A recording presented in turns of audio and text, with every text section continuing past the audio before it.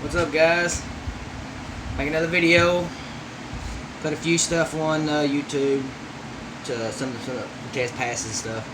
I'll put my I'm gonna pass it one of my races on there. Just want to make a little video, kind of update you a little bit on what's going on. We ran a race. We ran a race Saturday night, and May the 30th, and went out there for a test hit, and the throttle stuck. We think the throttle stuck. At first I thought the throttle stuck. I'm not for sure. I've talked to Steve Johnson. I've talked to my engine builder, Scott McMillan. We're not understanding what happened. We got all three of us has got different ideas. Not really. Scott thinks we maybe stuck the throttle, and I had to kill it at 6,000 RPM. We had done come down.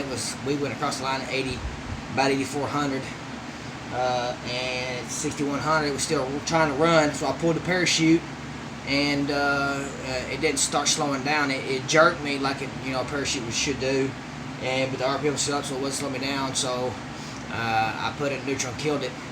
So then I had to rely on that. When I did, I applied the brakes after I pulled the chute. I applied the brakes, and it wasn't in, so I mashed the brakes harder, and I realized, hey, wait, this is not stopping. It's sliding the tires, so I killed the engine. When it did, we blow the tires out, scared up the front end. We come about 10 feet from the end of the finish line. From going off the track, so not the finish line, but the end of the track, 10 feet. So we've hurt the motor. We don't really know what. I burned all the plugs on one side of the engine. That's where Steve Johnson and I may have an agree on that we might have had a nitrous solenoid stick open on that one side, because since it did burn it, my engine builder Scott thinks it might have burnt before that. But we don't know what happened. We had plenty of fuel pressure for the nitrous we had in it. We had the timing. We had enough timing to where it would not lean it out and detonate. But when I shut it off, it detonated. It backfired. It burst. Blew the burst panels on the plate on the burst plates. We blew them out. We think we took out some pistons. Hopefully not, because they're billet diamond pistons. They're made out of billet. They're not forged pistons, so it's a billet design that's been machined instead of poured and forged out. We get number 8. Number 8 is completely dead. There is no compression whatsoever, no pressure cylinder pressure inside that thing. The rest of them has got anywhere between 25 to 75. Only one that's still good is number 1. It has 195 to 200 psi somewhere in there. So we know that hole is still good. We don't know about valve. Scott said, well, the only way you can check valve, if it got been any of the valves, is check the valve lash, see if it's changed any. He said if it's bent any at all, the valve lash should be different. Well, the exhausts are all dead on 18. Some of the intake are a little tighter than 16. Some I'm like 14.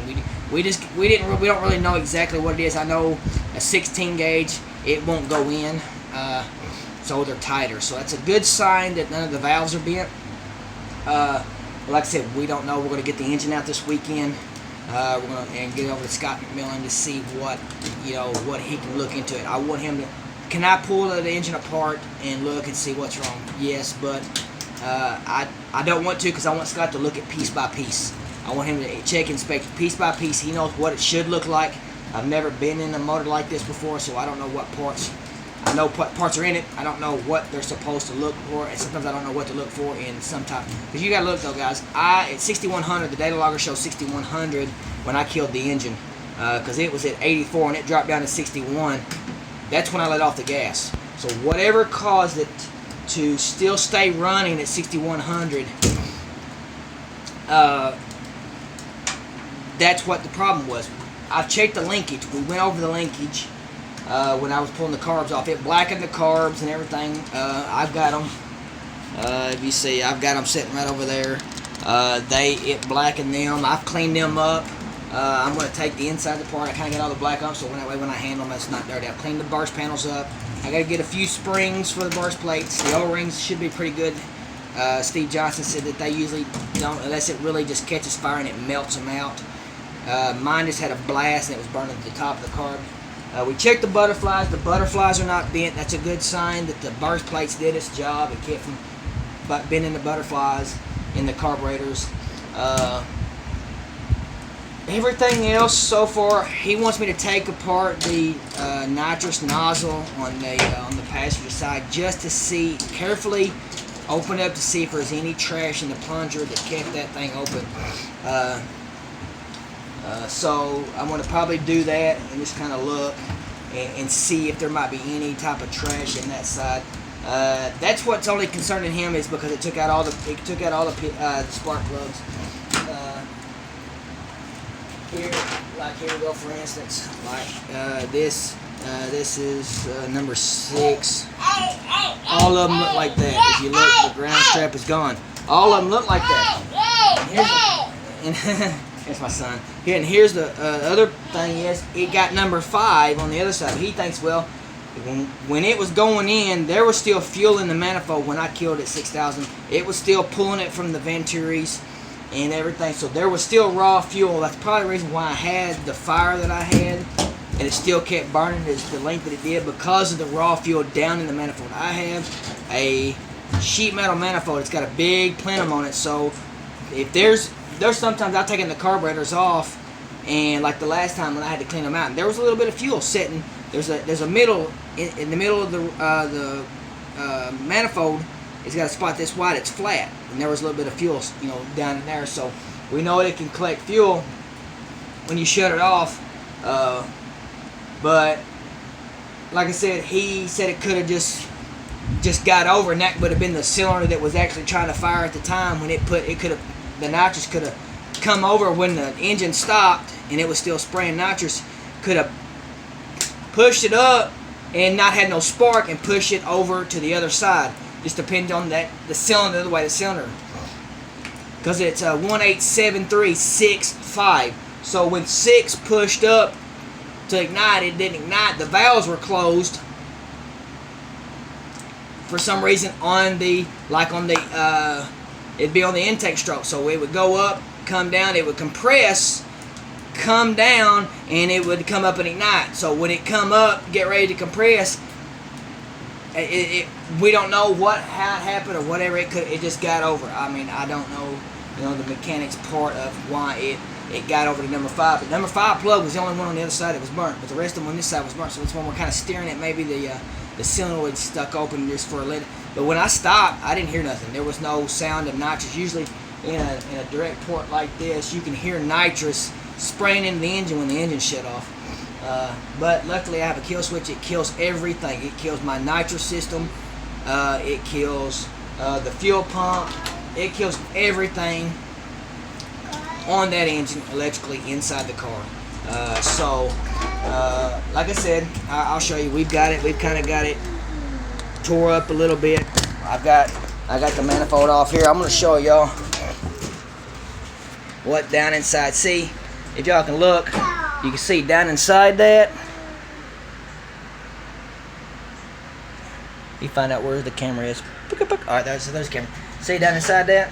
But we've looked down inside them ports, and where there's nothing, no damage nowhere. You can see a little bit of black. I've cleaned all this up. All this was blackened all around through here and all that. So, but like I said, we've done that. We've took the valve cover off. We've checked everything. We think it might have... We're hoping, and I'm crossing my fingers, that the only thing we done was blow the head gasket really bad. When the pressure come off, and it shoved everything up, and and the valves were closed. It didn't have nowhere to go with some of the pressure and the fuel that was already in it, air and all that stuff. It's a possibility that it blowed out the head gasket. A friend of mine, Mike Foster, go to his YouTube page. He got some cool videos too. He's redoing a El Camino. But anyway, I'll get to that in the end. But it, I don't know where I was at. But anyway, he thinks that we could have got a gasket from 8 to 6, 6 to 4, and 4 to 2, where it's not 8 to 6. What it does is it'll blow over into 6, and when 6 comes back over, it closes the gasket part up. If it's blowed like that, closes it up and lets some pressure. So that's the reason why I don't have none. Same way it goes over to the other one. It comes up, you're only going to have like 25 psi, because maybe that gasket's not as blowed as bad as the other one. But I do have on the back cylinder of number 7, there was a little oil, and I have some wires that run through there for my nitrous system on some loom, not that plastic stuff. It's some of this fiber strand style loom, but it burned it.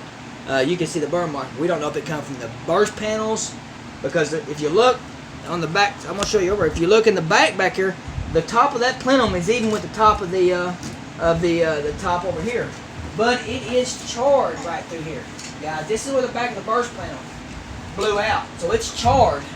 Sorry, guys, but it's charred back here against the firewall, where the firewall, where the burst panel is even with the back of that firewall. So I don't know. Yeah, hang on a minute, Bubba. But I don't know how it, it's blown back over there, because that side's not a lot, other than just the cylinder's down on pressure. So a lot of times if the rings are gone, you ain't gonna have no cylinder pressure, hardly at all. You'll have a little. It's a really bad, but most of the time, if it's a zero on, I've got I done put it up, but I have a gauge that I can check cylinder pressure, and number 8 has 0. That's usually a sign of a hole in the piston or something. I'm crossing my fingers that it's not, or bent valves in that cylinder. But like I said, we've checked them. We don't think there's any bent valves because the lashes are still correct. So I don't know. We're gonna get it apart, but that's part of my weekend. All right, so some of my other deals. I'm a YouTube watcher. I watch a lot of YouTube. I watch anywhere from street racing, lights out stuff. Any Speedy Patty does filming on lights out. I watch a lot of no prep racing, stuff like that. And I'm a racer, just true racer. Right now I'm doing no prep. Back in the late 90s I did prep racing. For 20 years I did bracket racing. I've been doing racing since I was 15 years old, 14 years old. I've been around cars all my life. My dad raced, my grandfather raced. So I did all kinds of racing. My race car is built for 75% no prep, 25% street. I have not raced anybody with the street on this.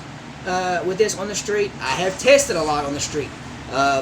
So I guess I'm not considered really a street racer. But what I've been hearing on a lot of the YouTube videos from some of their street racers, don't really do nothing else but street race. They're pretty much saying you're not a real racer if you don't race the street.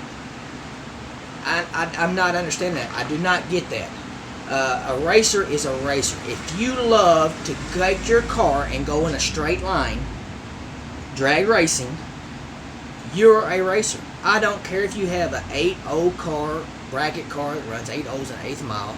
I don't care if you have a no time prepped race car that runs Carolina no time, that runs Donald Long's events, runs any of these prepped races. I don't care if you have a 4-second big tire, no prep car with a blower sticking out of the hood. I don't care if you got a car like mine that I run small tire, no prep race. You are a real racer. This stuff about if you don't race street, you're not a real racer. That is BS to me. So the people that are saying that if you can't run the street, you're not a real racer. Let me tell you something. I cut my teeth when I was 15 years old, 16 years old, racing the street. Racing the street. I had a 7.8 Chevrolet pickup with a 358 small block in it, and I was running the street. That's where I started my racing at. Then I converted over to racing on the track. Racing George Race, racing Dyersburg, racing Sikeston. That's where I started my racing. Then in the late 90s, after 97, 98, I had a 78 Chevrolet Camaro. Yellow. Big block Chevy. We raced George Race. I raced a lot of bracket stuff. Then I bought a small block and put in it. Little iron-headed small block with a plate. We run some Easy Street. Hang on. And we run some Easy Street back then, which was an iron-headed stock suspension, plate system, single carb, DOT approved drag sleds, tires. I run that. It was prepped. So then I bracket raced because I couldn't afford back then. I'm 18, 19 years old. I couldn't afford to run with the guys. I'm running 605 around there. Back in the late 90s, they were running 580s. That was fast back in. I couldn't keep up with them. There was nothing I can do. So I went to bracket racing. I bracket raced forever until 3 years ago. I got into this no prep. Actually bought a motor, was going to go do a prep event. It got rained out. I did a no prep race, won it. One more after that, got into no prep. That's what I do now. Want to dabble a little bit of street. But don't tell me that I'm not a real racer. Some of these guys that are racing street now, I was drag racing when you were crapping yellow. Just to let you know. I'm probably not the only one that thinks this, but I'm probably the only one that's making this video about it. So I don't want to hear that, guys. Anybody that's a drag racer is a racer, is a real racer. Now, you got guys on the computer, talking about it. They ain't even got a car, smack talking for their buddy or whatever. Their buddy's a real racer. They might not be a real racer. Talk about those guys. Don't talk about the guys that work their tails off year in and year out. Year in and year out, trying to make their cars faster, trying to make their cars better, upgrades, this and that. There's guys out there that can't afford to do some of the things that we do. There's some guys out there that's got an 8.0 bracket car and has had an 8.0 bracket car for 25 years. That's what they can afford. They are a racer. So, like I said, I'm getting to where I'm tired of hearing these street racer guys that don't do no prep, that don't do anything at the track, saying a racer's not a real racer, because that's dumb to me. But like I said, you can call me not a real racer. I've been racing a lot longer than you have, probably. By looking at some of the people that's making the comments, looks like they're probably in their late 20s, early 30s. Daddy bought the car or whatever. Saying because most the people that don't race the street are not real racers. So I mean, I got some people probably that's following me. I hope they agree with me. They may, they might not. I'm not gonna be mad if they don't. But that's just my opinion. I'm basing my opinion. My opinion is, if you've got a race car and you race it, no matter if it's the street, the track, the gravel road, it don't matter to me. If you've got a race car, you're a real racer. That's kind of wanted to pick that out. And my son, I don't know where he's at. Look, Christopher, come here, Bubba. Gotta holler at him. But anyway, I just want to touch base with that. We're going to get this motor out. We're going to get it over to Scott McMillan. He's going to go through it. Make sure I ain't got no bent aluminum rods. I got MGP aluminum rods. I don't want none of them bent. I've got one spare piston, so if we got that hole, I got a piston for it. We'll put new rings in it, check the bearings, put new bearings in it, put new head gaskets on it, and we're going to go. But anyway, like I said, what do you classify as a real racer? I believe that classifies me as a real racer. Say what you want, guys, that does the street stuff only. I say I'm a real racer. I say anybody that's got a car, they're drag races, whether they race once a year, 10 times a year, or every single weekend that track is open. You're still a real racer. Don't let nobody tell you no otherwise. Yank, follow, hit that follow button, hit the like button, share this video, subscribe to this channel, go to my buddy's page, Mike Foster. He's got a YouTube page. He's got some cool videos. He's doing an El Camino, really the old beater. I hate to see that thing go. That's a wicked little S10, but he's going by safety, and the time he did a lot of work to get it safe. The Elco that he's got, the little El Camino, it's a lot safer. It's a 4-link true back half car.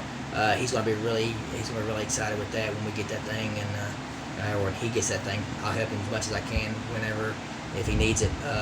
So whenever we get that thing out on that street or out on that track and get that thing going, he's gonna be happy with it. So like I said, Mike Foster YouTube page, go check him out, follow him, like, subscribe to his stuff, and we'll be seeing you.